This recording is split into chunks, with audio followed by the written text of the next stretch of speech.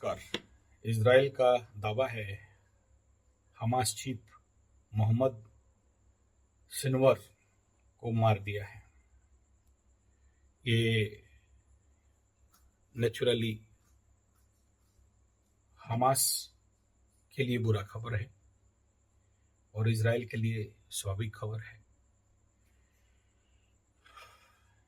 हो सकता है इसके उपरांत जो इजराइल का इतना बड़ा युद्ध चल रहा है, कहीं ना कहीं ये एक प्रकार का ब्रेक लगना और चेक लगने का काम बन सकता है।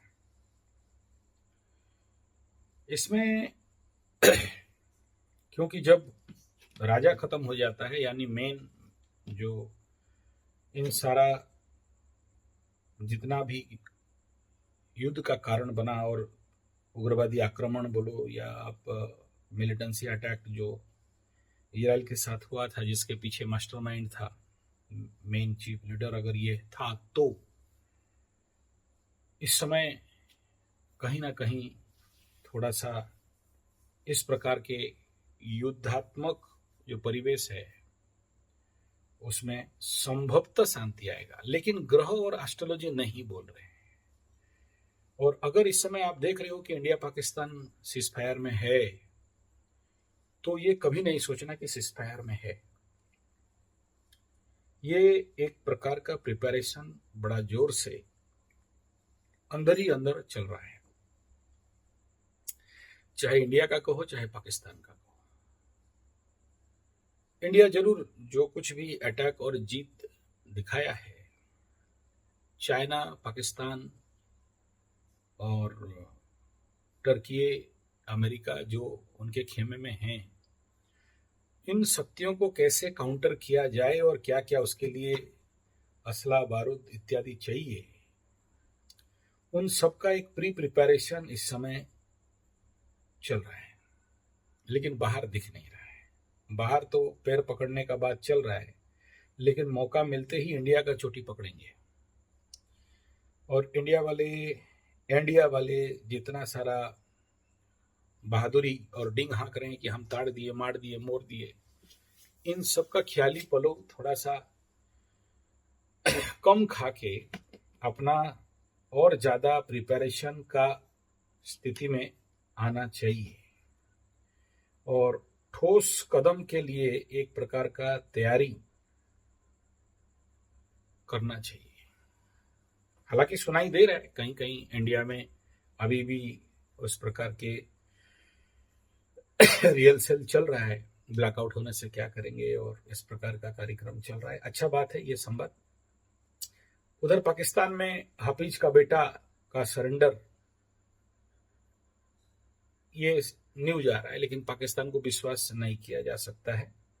चाइना कुछ धमकी उनकी देना चालू कर दिया है और अभी भी जो न्यूक्लियर आतंकी ठिकाना जो पाकिस्तान का, उसमें कुछ संवाद अभी बाहर निकल के आ रहे हैं कि फिर से न्यूक्लियर का जो परमाणु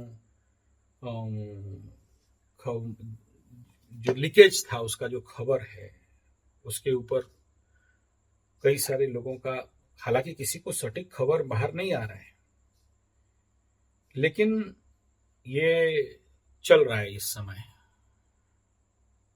अब जब तक सटीक न्यूज नहीं आता है, ऐसे सोशल मीडिया न्यूज के ऊपर भरोसा नहीं किया जा सकता।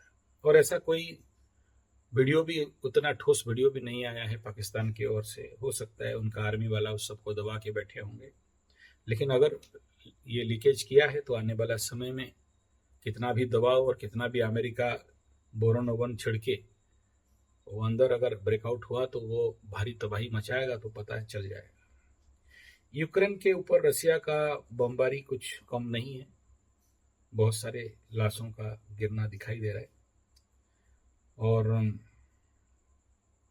अपना ईरानी चाचा बोलो, ईरानी दादा बोलो, वो अपना दादागिरी में अभी भी चल रहा है। शांति का रास्ता नहीं है, बोल रहा है आटम बम बांध के लड़ेंगे।